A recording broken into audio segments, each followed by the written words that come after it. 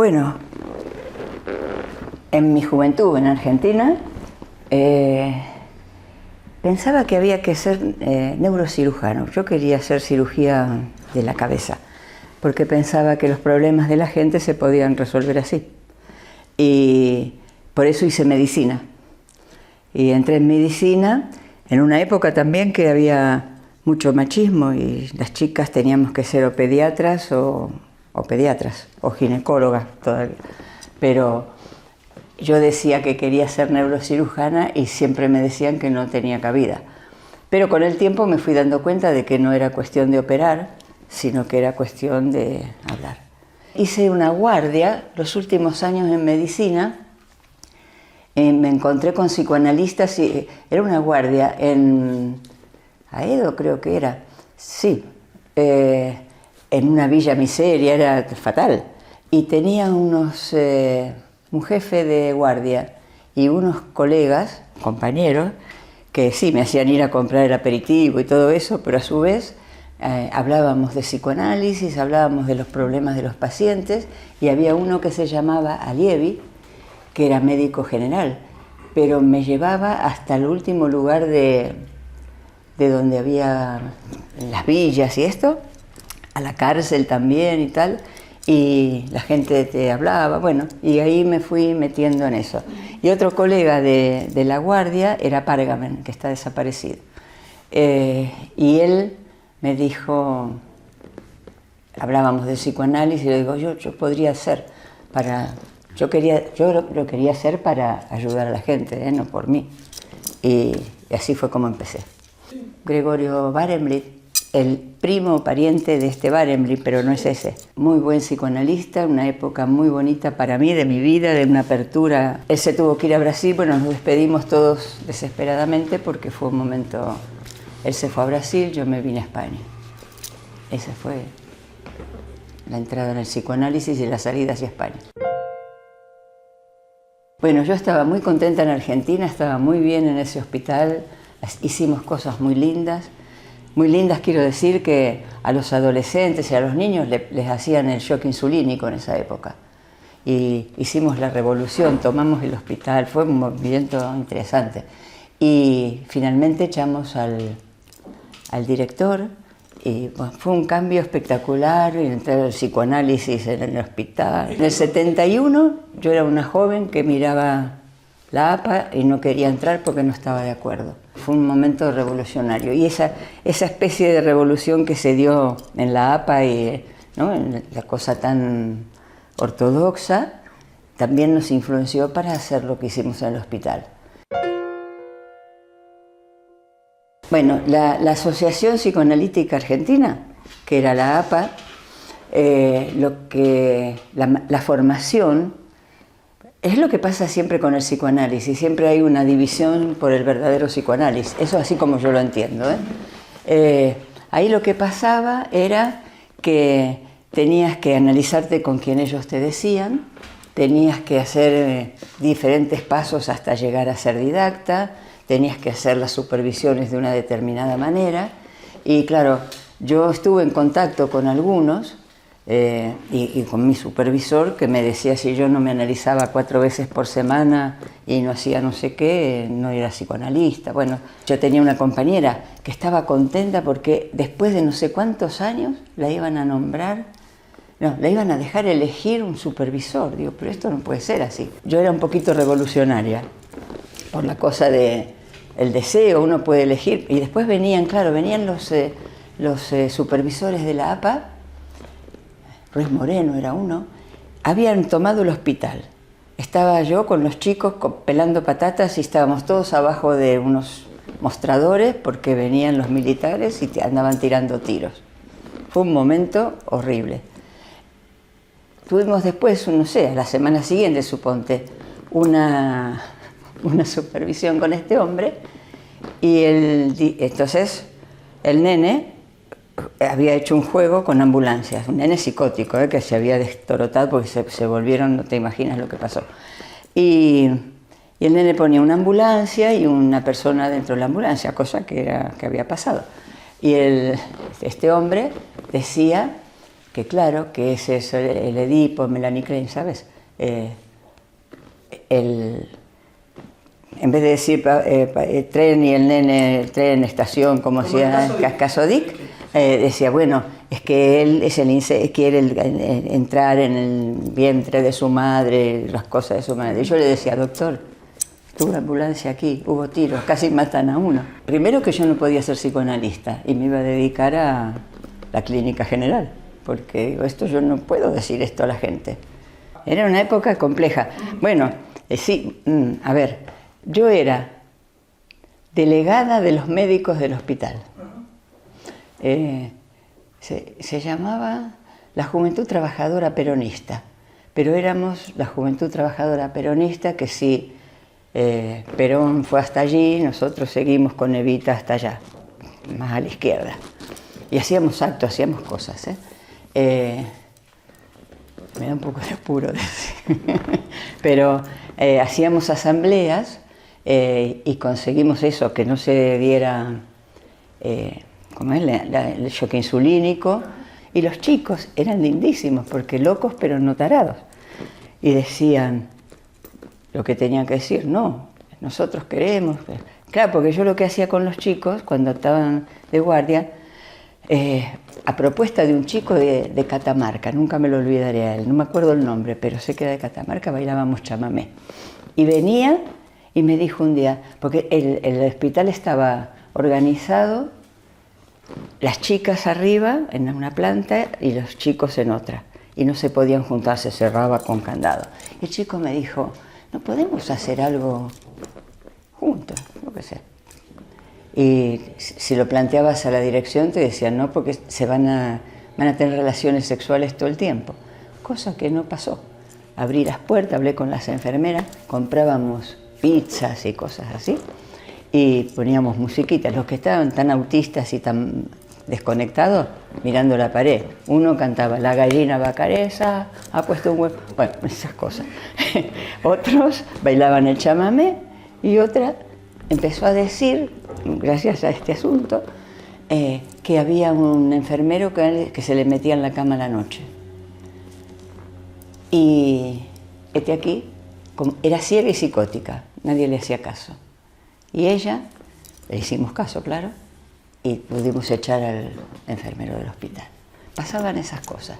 Cuando los juntabas, no tenía ninguna crisis, nadie se ponía tirado en el suelo, ni tenía que medicar a nadie. Bailaban un rato, miraban un poco de tele, una tele que había ahí, y hasta que me llamaron, no, esto es imposible, no se debe hacer en el hospital, usted está transgrediendo. Bueno.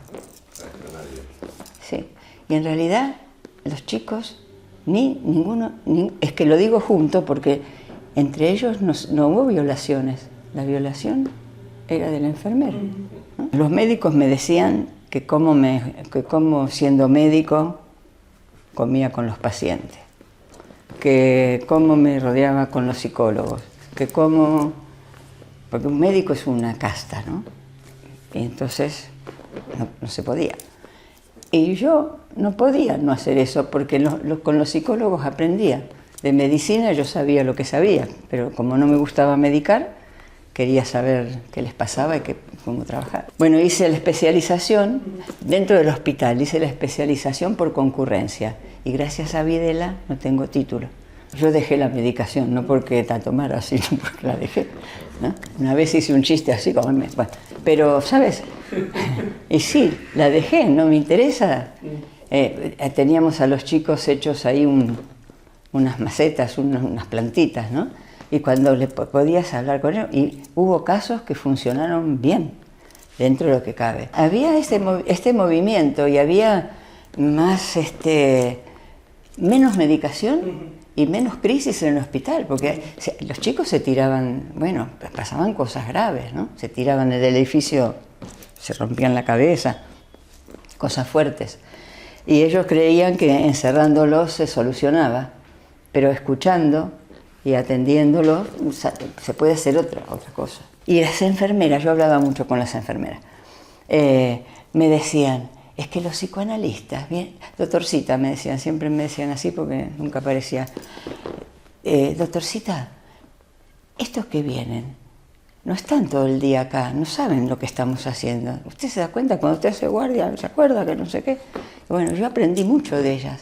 Aprendí cuándo medicar incluso, y cómo contener. Y venían los psicoanalistas, claro, 1 hora de supervisión, lo que ustedes deberían hacer. Bueno, eso era fatal. Yo me rebelaba con eso. Entonces no era ni psiquiatra, ni psicoanalista, ni médico, ni psicólogo. Siempre que hasta que no encontré a Lacan, bueno, a él no lo encontré, no encontré esa posición de extimio, de diferencia, que uno tiene que aceptarse. Yo quería encajar, pero no encajaba ni a palo, porque no se puede encajar. Fui a la escuela de psicología de niños en Argentina y nos hacían un test de entrada. Eso ya cuando el hospital andaba medio con problemas y yo me fui un poco para ahí. Y nos hicieron un test y todo el mundo, ¿qué pondrías en la puerta? Que ahora lo tengo puesto. Decían, ¿qué pondrías? Doctor tal, no sé qué. Aquí lo tuve que poner porque si no eras doctor no entra nadie. Y además entraban en horas que no hay portería, ya te lo digo, porque nadie quería venir. Entonces preguntaban, porque para venir al loquero no se puede ir en horas que te vea la gente. Bueno, y ahí nos hacían el test y yo puse un niño que entraba a la escuela de niños, abriendo la puerta, 2 burbujas de esas como la de los cómics. Hola, ¿qué tal? Niño, hola. Bueno, ¿qué? Ven, ya veremos entre los dos qué podemos hacer. Los otros habían puesto doctor, especialista, no sé qué. Y entonces me llamaron. Y yo pensé, digo, ¿qué hice? Porque una vez más, siempre estás fuera de donde tienes que estar. Y me llamaron y me dijeron que era una valiente, que bien que lo había hecho. Me pasearon con el test por todos los pisos de la escuelita, con una vergüenza. Yo era muy joven, tenía una cosa. Y después me quedó así. Es una anécdota, pero que la abrocho con la teoría. Y ahora sé que hablé de la transferencia sin saber, ¿no?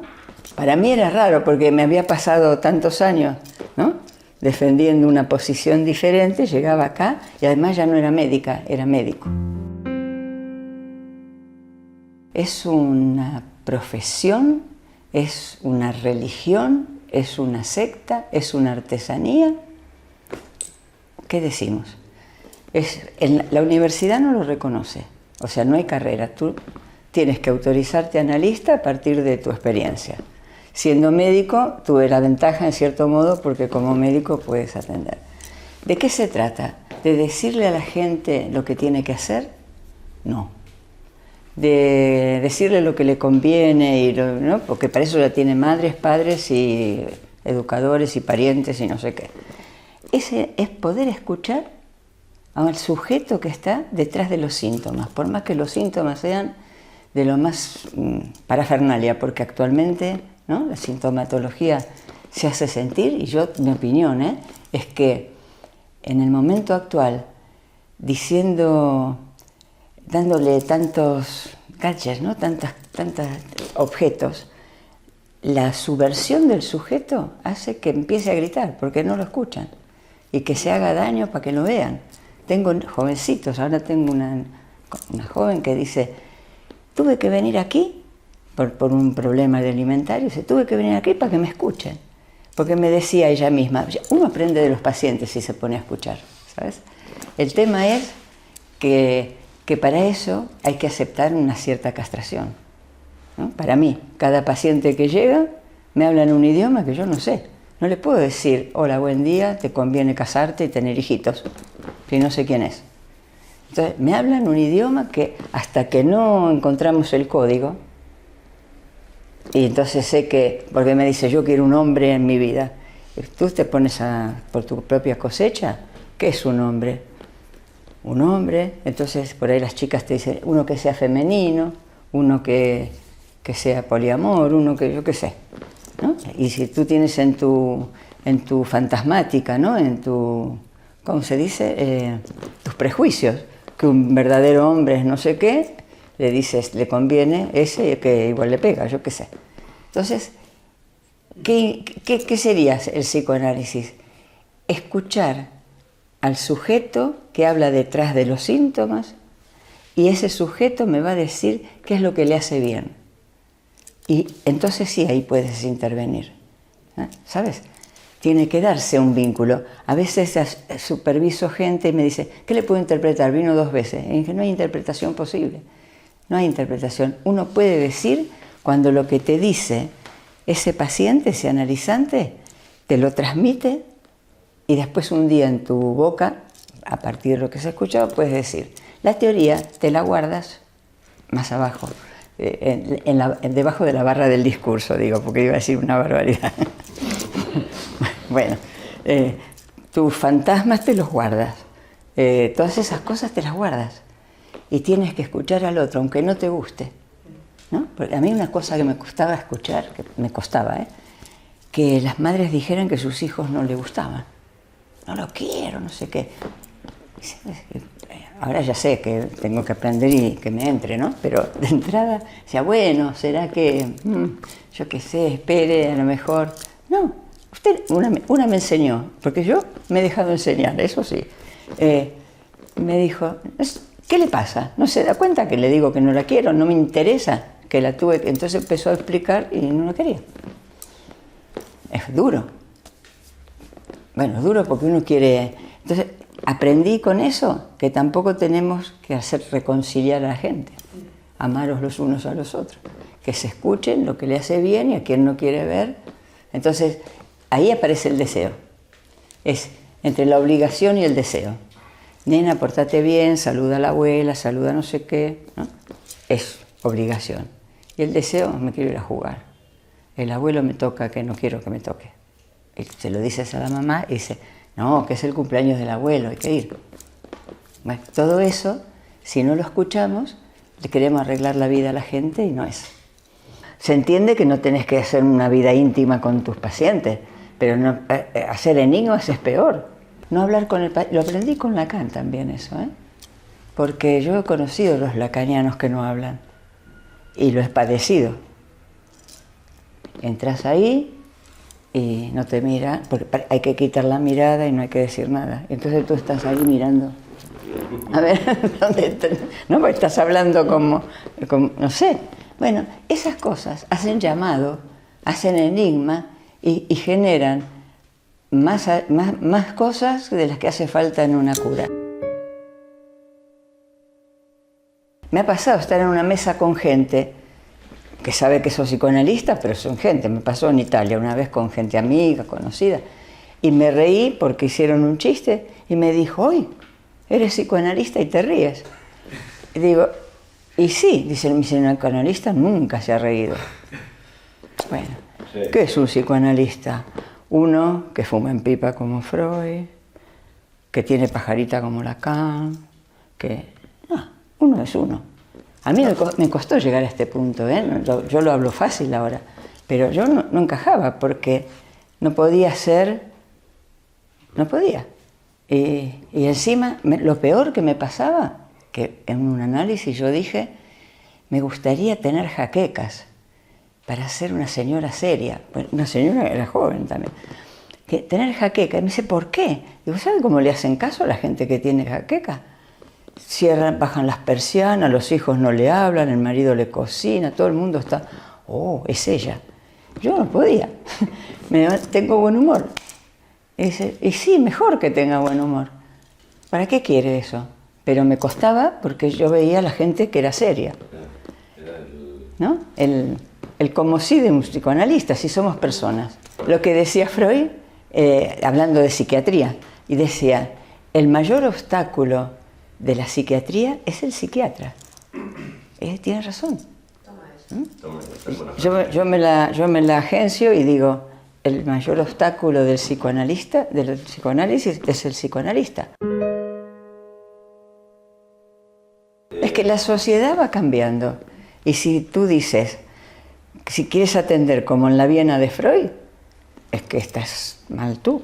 Tienes que hacértelo mirar. Porque no somos psicoanalistas. ¿Qué quiere decir psicoanalista? Uno que mira por el microscopio al otro que tiene problemas.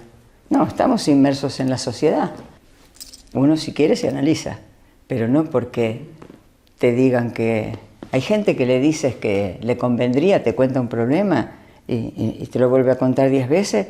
No hay nada peor que ser el que se supone que sabe todo y te manda el análisis. Yo hice eso. Cuando me subí al púlpito, cuando descubrí que esto era bueno y que hacía bien, porque a mí me fue muy bien.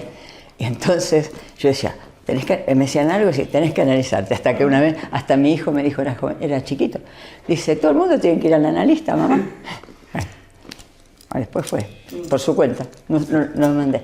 Te pasan cosas, ¿no? Tienes angustia. ¿Qué le pasa al ser humano? Te angustias, te preguntas qué va a ser de mi vida, podré trabajar, yo qué sé. Las preguntas existenciales, ¿no? Porque al final son existenciales.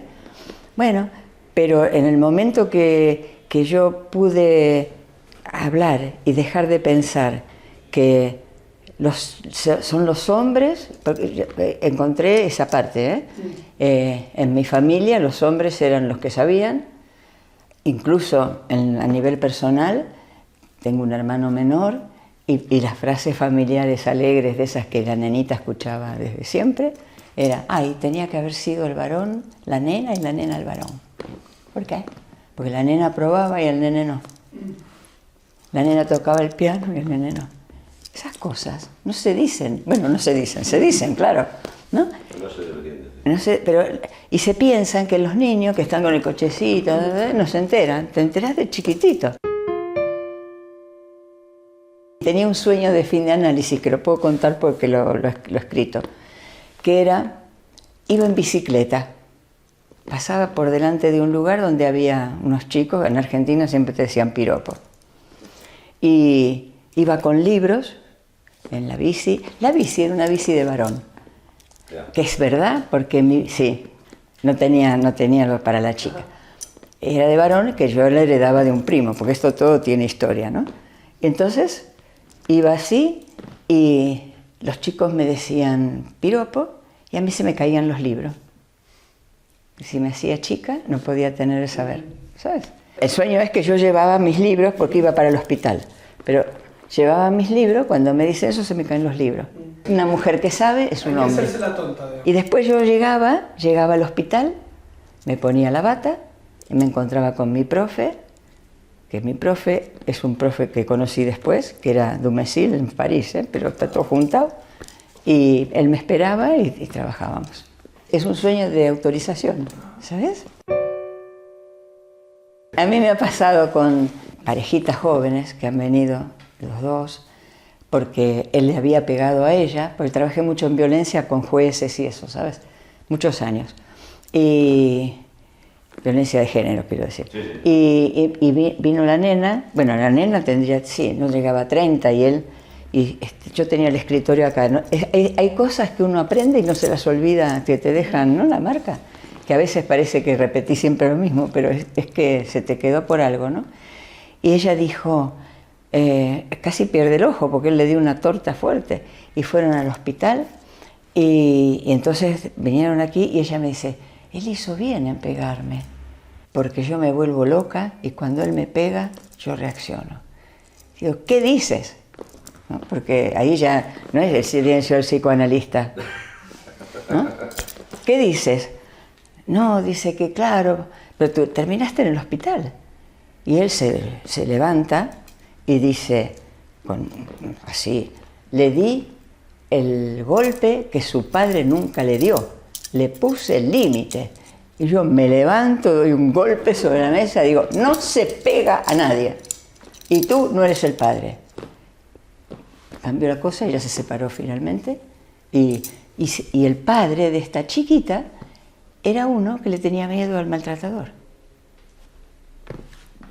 Y yo digo, este me va a dar una torta, porque a mí muchas veces me ha pasado, ¿no? Pero es que si tú te tienes trabajadas tus cosas y sabes que no estás metiendo de tu cosecha, te autorizas a un acto. Fue un acto frente a la violencia un poco violento, porque dio un golpe en el escritorio, pero el tipo se sentó calladito. Bueno, yo te voy a explicar, digo, mi padre, no sé qué, las historias esas te las tienes que mirar tú, pero eso que tu padre te haya pegado no quiere decir. Ahora que una mujer diga que el hombre sabe ¿no? Tuve otro caso que después por ahí me salió el trabajo con los jueces. Ella era una chica que ya se había separado del novio y decía, le pertenezco.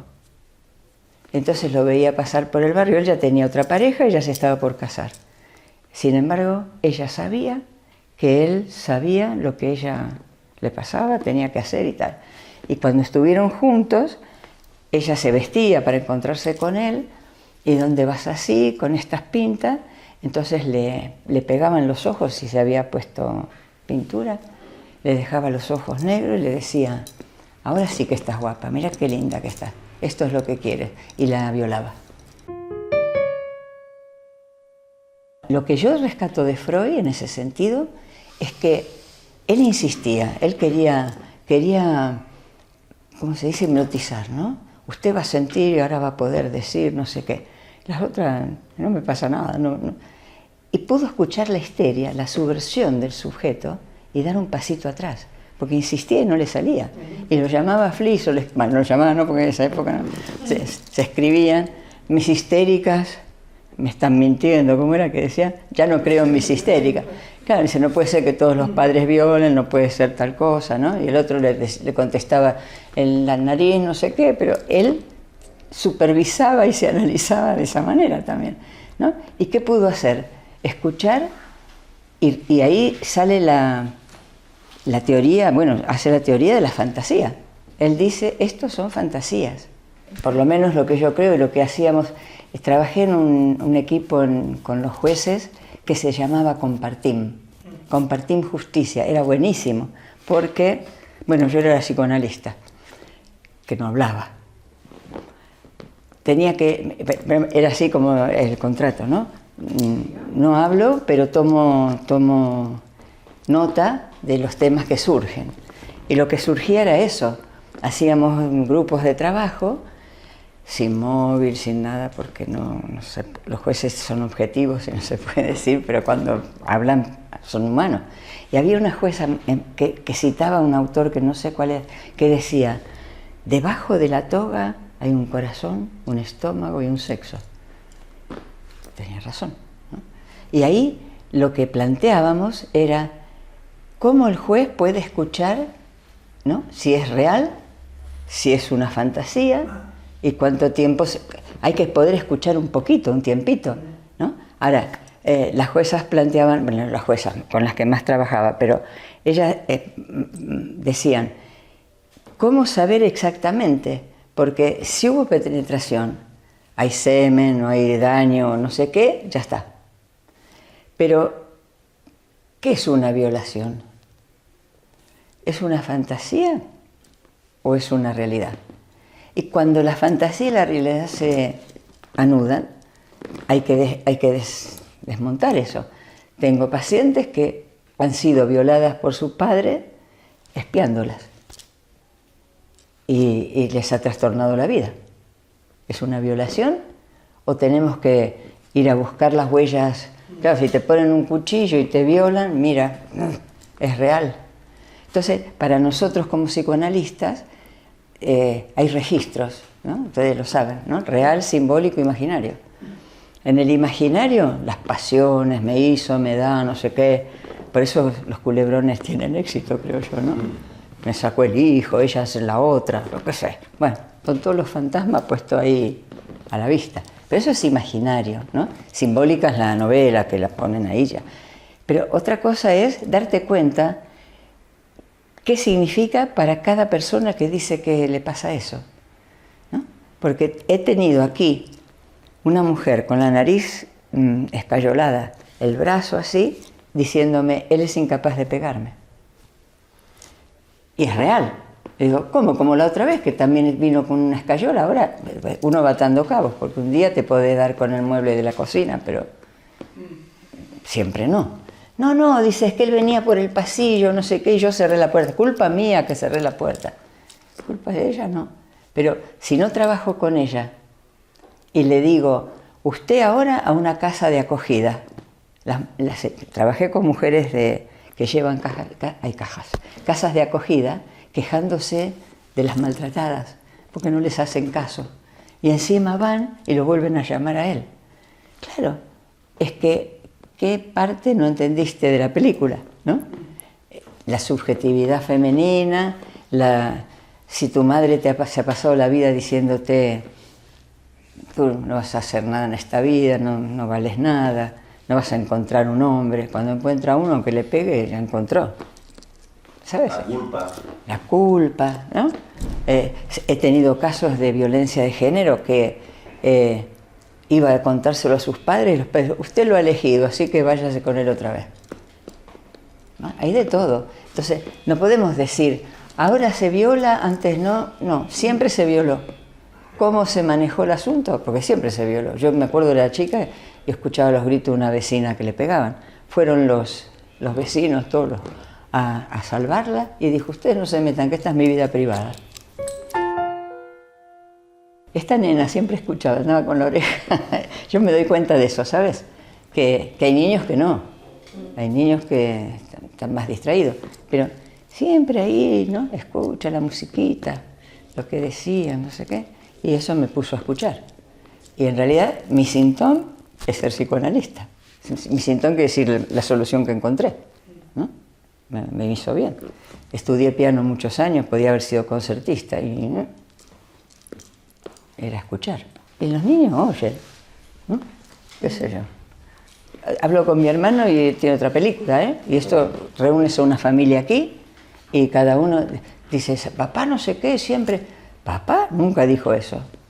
Y tú dices, bueno, es cierto, para ese no lo dijo, para ese dijo otra cosa. Y tú dices, pero yo siempre estuve no sé qué, haciendo no sé qué, y tú dices, eso no lo vi.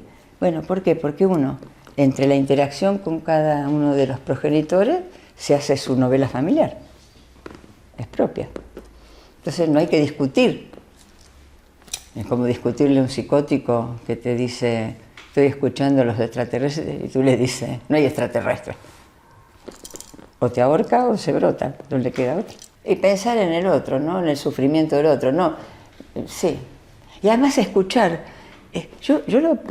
Claro, como dice Lacan, la oreja es el único lugar que no podés, porque si cerrás los ojos no veo el ascensor, por ejemplo.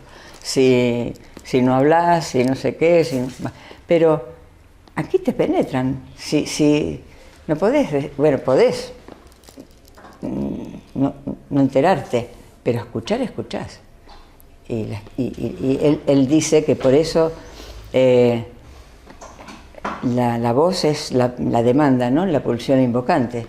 Y la otra es la demanda del otro. Es tu demanda, ¿no?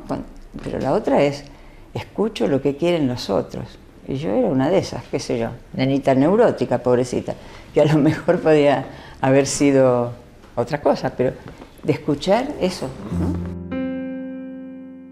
Cuando yo llegué en el 76. Aquí solamente había muy poco, bueno, había poco psicoanálisis, estaba muy cerrado porque era la cuestión del franquismo y todo eso. Y estaba Rousseau Pérez Simó,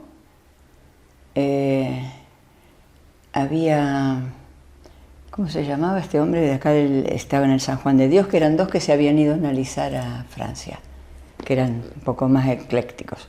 Y después estaba la asociación, ¿cómo se llama? Acá no me acuerdo ahora, pero nosotros veníamos con algún contacto, porque yo tuve que venirme en 15 días y muchos contactos. Los que destacaban eran, bueno, esos eran los que estaban ahí en la Asociación Española, ¿no?, de Psicoanálisis.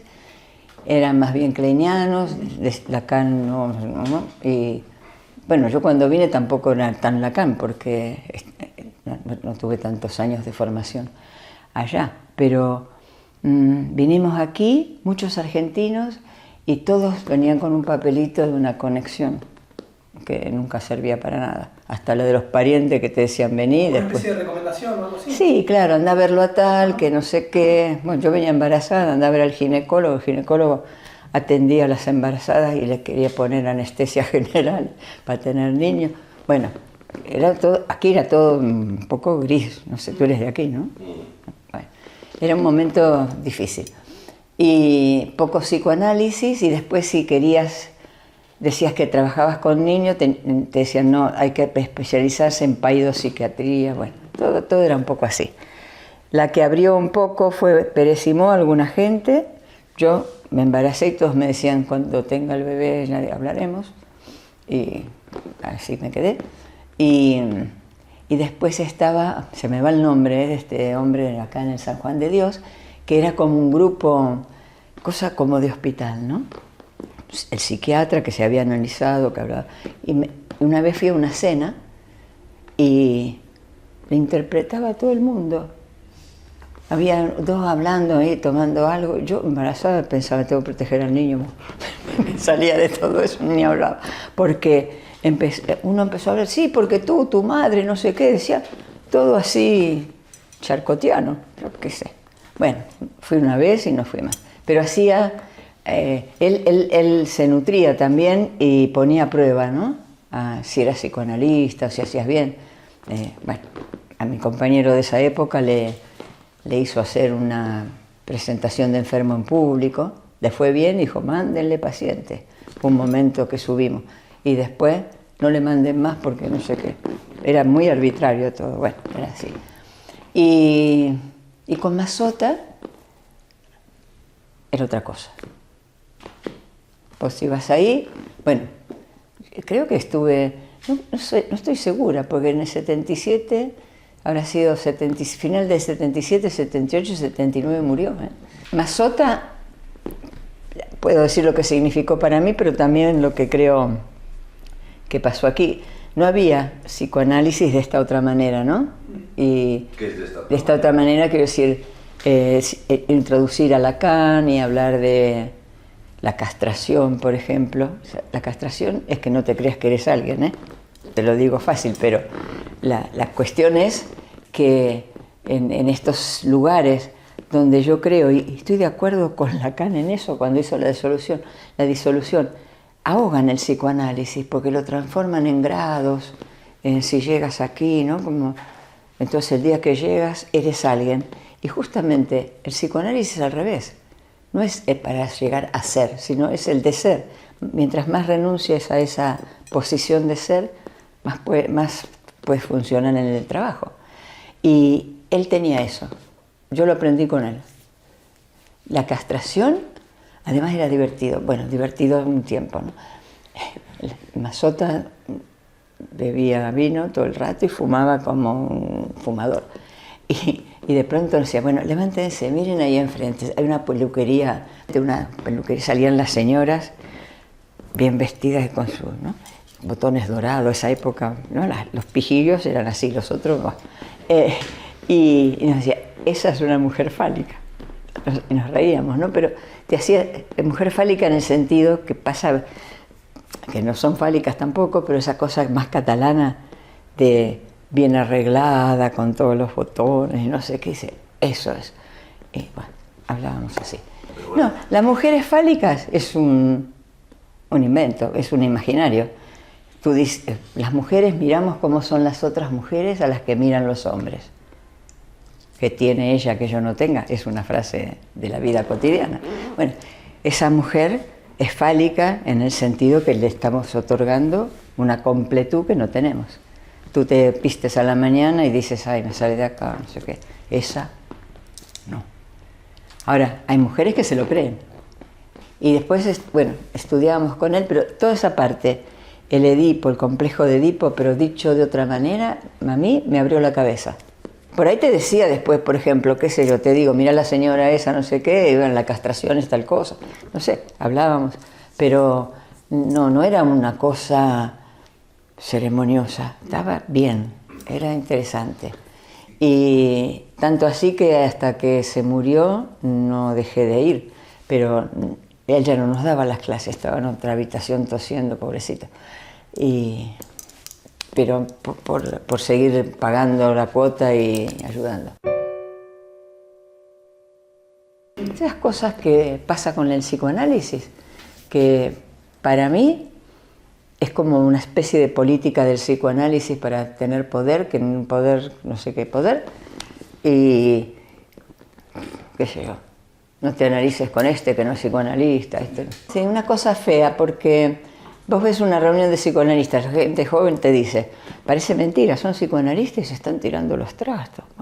Bueno, pero desde Freud, que eso es así, la lucha por el verdadero, único psicoanálisis. Y ahora yo me hago costado con Lacan, pienso que hay razón. Hay tanto psicoanálisis o psicoanálisis como psicoanalistas, porque por eso hay que hacer el pase.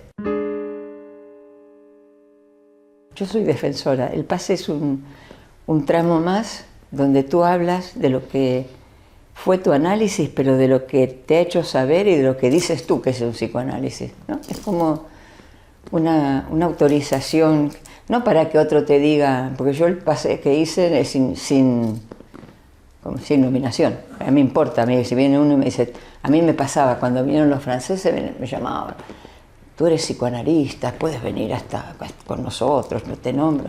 Y yo me acuerdo de una discusión con Pomé una vez, me dijo, sí, porque eres psicoanalista. Digo, ¿qué quieres? Tú necesitas gente que te haga...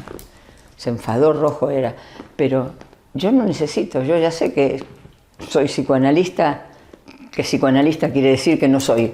Y la pregunta es, ¿un psicoanalista es un alumno de una escuela que pasa de grado cuando el profe Es que un psicoanalista no es una carrera. Freud decía, ¿no? Gobernar. Por eso yo, cuando hablo de enseñanza y de transmisión, retomo cosas que he leído y cosas que pienso, que cuando hay, ¿cómo lo digo? Cuando hay una enseñanza puede haber transmisión. Pero la transmisión es el análisis. Porque uno después va a los libros y dice, ah, mira, pasé por esta parte, ¿no?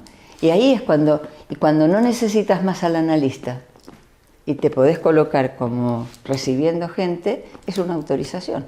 ¿Cómo sabes que sos analista? O que podés trabajar como analista, porque no sos. Yo trabajé en un cártel con compañeros de Francia y de acá, sobre el pase, revisar el pase en Lacan, todas las revisiones. Y claro, la idea es que haya un modo de autorización que no sea piramidal, que no sea que otro diga, llegaste, nena, ¿no? Ahora eres tú. No, ahora llegaste a algunas conclusiones que nos transmites y hacemos un cartel para revisar lo que nos ha transmitido, lo que no quita que haya lío, ¿eh? Pero entonces salen distintas voces en el cartel también. Los que dicen, eso no es un paso, eso fue un fin de análisis, eso no sé qué. Bueno, siempre estamos así los psicoanalistas. ¿Por qué? Porque no hay nadie que te diga 2 más 2 son 4. Por suerte, el sujeto no es 2 más 2 son 4. Entonces, yo creo que es importante por eso, porque genera escisiones. Y yo me acuerdo la primera decisión en apertura, todo el mundo dramático, qué sé yo. Yo hoy escribo un artículo que lo pienso así, que se sufre, se pasa mal, tal, pero es un avance, porque en cada crack algo del psicoanálisis se habla, si no se empieza a ir, ¿sabes? 17 que íbamos ahí, hicimos una carta de que nos parecía que así tenía que ser. Si quieren, les dejo el libro para que lo vean. Hicimos una especie de revolución y ahí no teníamos cabida, porque o era así o te ponías un asterisco, había que ponerse en la lista si decías que era, entonces venía otro y decía que no era. Bueno, cosas de organizar el único verdadero psicoanálisis, que es la lucha que tuvo Freud hasta estos días. Bueno, y entonces nosotros fundamos, también con una posición que no tenía que ser vertical, que no había un amo, que el discurso rotaba según quien tomaba la palabra, que el amo eran los libros. Es muy lindo lo que pusimos después en la práctica, ¿no? Pero decíamos que no tenía que haber uno que diga cómo tiene que ser. Fue interesante. Y se mantuvo, hubo momentos que funcionó muy bien.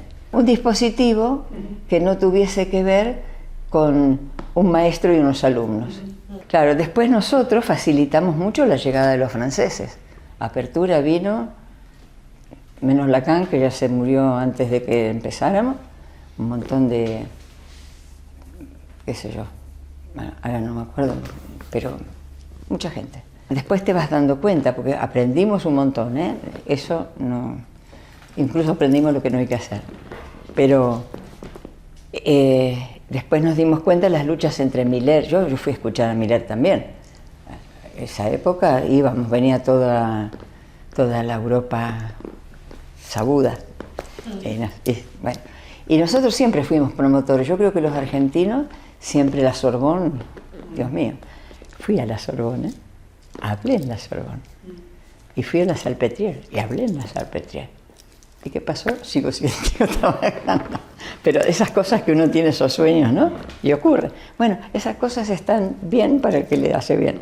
Pero en el fondo, la cuestión es, nosotros no queríamos que haya alguien que... Bueno, pero cada tanto había alguien que se creía que era. Entonces teníamos una frasecita. Apertura no es tal, apertura no es cual, no sé qué. Ser presidente es una cuestión organizativa, social, porque te piden para inscribir una asociación, pero no es un presidente de psicoanálisis. Bueno, hay quienes se lo creen, ¿no? Yo era secretaria, siempre la chica, la secretaria. Bueno, también fui presidenta. Esas tonterías que son imaginario, político y por lo que la gente se pelea. Es que el hombre, yo escribí un artículo una vez que se llamaba ¿qué les falta a ellos? A ellos también les faltan, aunque tengan. Porque en las teorías sexuales infantiles, el tener y no tener tiene que ver con el pitito y no. Entonces la nena no tiene. Yo esto no me lo creía de Freud, ¿eh? Y lo vi en mi casa con mi hijo y una amiguita.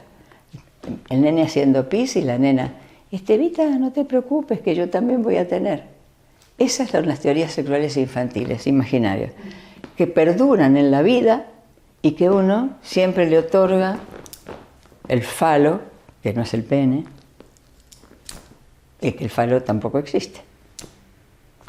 Entonces, a todos nos falta, aunque creamos que no, o tengamos que hacer la parada de que no. Mira, te digo las teorías sexuales infantiles, que es de ahí de donde sale. Si un nene se mira con una nena con un nene, uno tiene y otro le falta. Al nene se le mueve el pitito y a la nena no. Entonces parece que ahí algo falta. Y así se constituye como sujeto. Hay quien tiene y quien no tiene. Tú miras una librería, en un agujerito y dice falta un libro. No falta porque a lo mejor no lo quisiste poner. Y a una mujer, a una niña, no le falta nada porque no tiene que tener un pene. Pero en el imaginario, ¿no? Una fantasía se queda grabado de esa manera. Y como sujetos sujetados a nuestra estructura, andamos buscando siempre quién tiene. Mira, los hombres miran a las mujeres los trozos que tienen mejor. Mira qué tetas, mira qué culo, ¿no?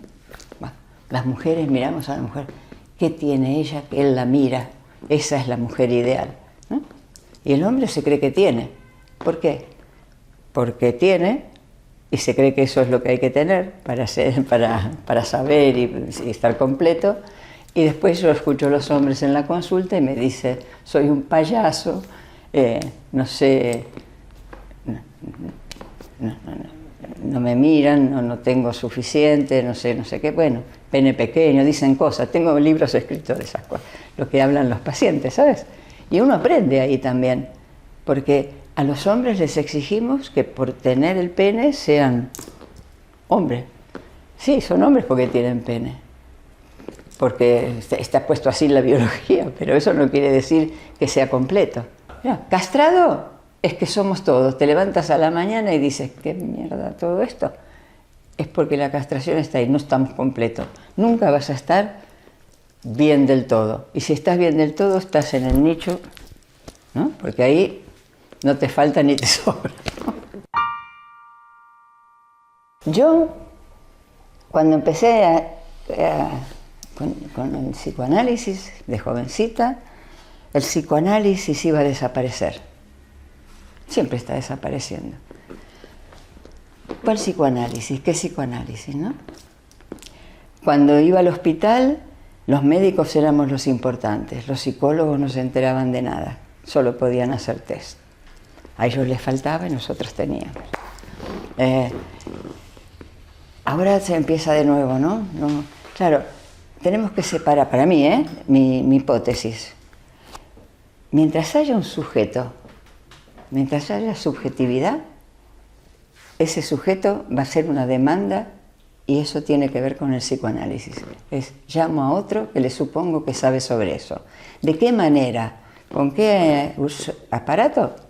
Pero hay una estructura que la aprendí en el exilio, antes de exilarme, que nos reuníamos, no íbamos al diván del psicoanalista. Te encontrabas en una esquina y el dispositivo, ¿cuál es? Uno que demanda y uno que se le supone saber. No sé dibujarlo, ¿se entiende? Entonces, yo demando, me pasa esto y el otro te escucha. Ahí hay un sujeto que hace síntoma, que ahora le pega a todo el mundo, que ahora no sé qué. Siempre que queremos subsumir al sujeto y le damos todo lo que debe ser y hacer, en una época que había que ser feliz, ¿no? No hace mucho, y había depresiones a rolete, todo el día tenías un depresivo en la consulta. Otras épocas, siempre, entonces, ¿qué quiere decir? Y en lo que yo confío, en la subversión del sujeto. Si te conformas y sos un burócrata, ¿cómo se dice, no? Te dicen lo que hay que hacer y eres un soldadito de la vida, bueno, no te va a pasar y no te vas a querer analizar, pero siempre habrá uno, una histeria, uno que haga un síntoma. Así empezó Freud y así yo creo que va a seguir. Ahora, lo que sí sé también es que el dispositivo, todo esto, cambia. Pero si los psicoanalistas no sostenemos esa estructura, ¿no? Una demanda y una escucha, y nos ponemos con que la consulta tiene que ser así, lo que hay que hacer es no sé qué, eso es otra cosa. Lo que sirve es la estructura esa, sí que generemos una red imaginaria, ¿no? Porque tampoco va pero esto es lo fundamental, y esto creo que no se rompe siempre que haya un sujeto. Digo yo, hay alguien que se queja, alguien que se angustia.